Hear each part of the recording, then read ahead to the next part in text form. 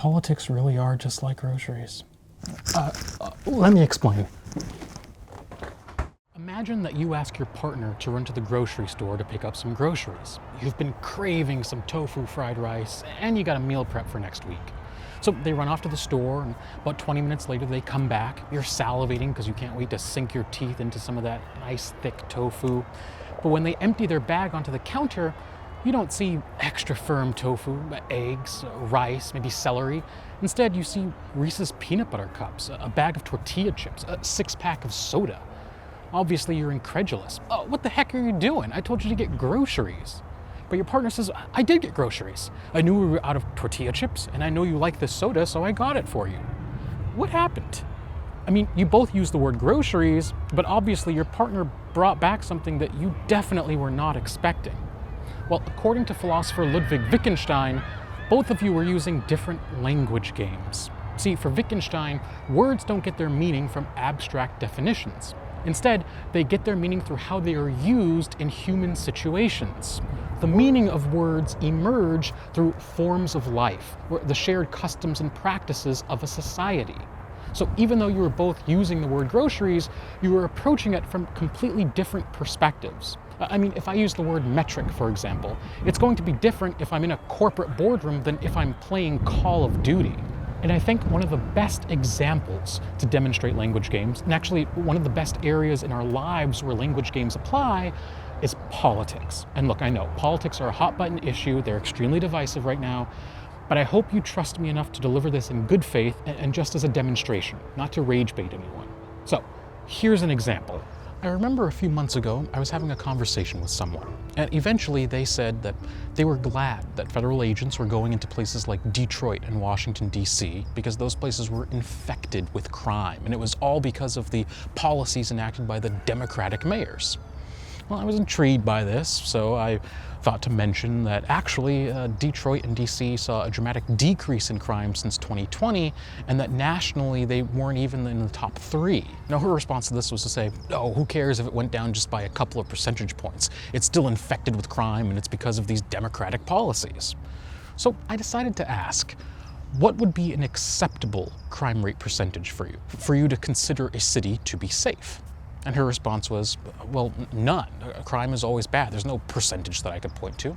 So I said, well, virtually every place in the United States, aside from rural villages or townships, has a non-zero crime rate. I mean, the city we're currently in has a non-zero crime rate, but you still consider it safe, so there must be some threshold beyond which you would consider a city unsafe and under which you would consider that city to be safe. What is that threshold? And she thought for a second and again said, well, there isn't a number. I can't think of one. Now, at this point, I might have started to get a little frustrated, I admit, but I calmed myself down and decided to ask again. Okay, if almost every place in the United States has a non-zero crime rate, but you don't consider every single city in the US to be unsafe or to require federal intervention, there must be some crime rate percentage that is acceptable for you at least to consider that place safe. But again, she simply said, I can't point to a number. I just think that all crime is bad. I felt like I was in that SpongeBob meme where Man Ray shows Patrick the license and says, is that your name? Yeah. Is that your address? Yeah. So this is your license? And Patrick says, nope. I realized after that the reason that we were sort of talking past each other was because we were using different language games. See, for me, I was using crime as a statistic. There were numbers attached to it. We could point to specific data points that would determine whether crime was high or low and whether a city was safe or unsafe. But for her, crime was something visceral. She was reacting to stories she saw on the news, to videos she saw online, hopefully from reputable news sources. For her, crime was not something that could be reduced to a number, it was something that was lived and experienced. So when I asked her what would be an acceptable number, she couldn't even fathom it. Not because she wasn't intelligent, but because she was approaching crime from a totally different language game. Here's another example. I remember I was talking with a coworker once, and because we were at work, I couldn't really get into a big discussion, but he said something along the lines of, I don't understand why people are upset about ICE agents going into different cities like Minneapolis to round up illegal immigrants. I mean, they were doing something illegal, so they should be punished for it. Now, on the surface, this might seem like a relatively reasonable argument. If there's a law, if you break that law, you have to suffer the consequences of breaking that law. But I decided to press this a little bit, so I asked him, "Do you speed?" And he said, "Yeah." And I said, "So why is it okay for you to break the law, but it's not okay for these people to break the law?" And his response was, "Well, I would expect to get a ticket." I said, "Okay, but why do you download apps that tell you when there's a police car up ahead? Why do you slow down when you see a police car and then speed up after you're out of its sight?" I mean, it seems to me that if you care about the law so much, after work today you should go to the police station and say, "Hey, I've been speeding. You should probably give me a ticket for these times that I've been speeding." Now, like I said, we were at work, so we couldn't really get into a bigger discussion. I could have mentioned that on average, speeding results in more deaths per year than violent crimes committed by illegal immigrants. But again, we sort of had to let the conversation fizzle out where it was. But after, I realized again that we were playing different language games. See, I was approaching law from a legalistic standpoint, that there are laws and there are punishments for breaking those laws. In that way, laws are equal, even if the punishments are, the foundation of the laws are the same. For this person though, when you mentioned the law, he was already subdividing it into categories, civil and personal. So a personal law, like speeding, is something that doesn't affect anyone else but yourself. For him, speeding just resulted in a ticket that he would have to pay, but there was no greater impact on the rest of society. Illegal immigration, on the other hand, was a civil law for him.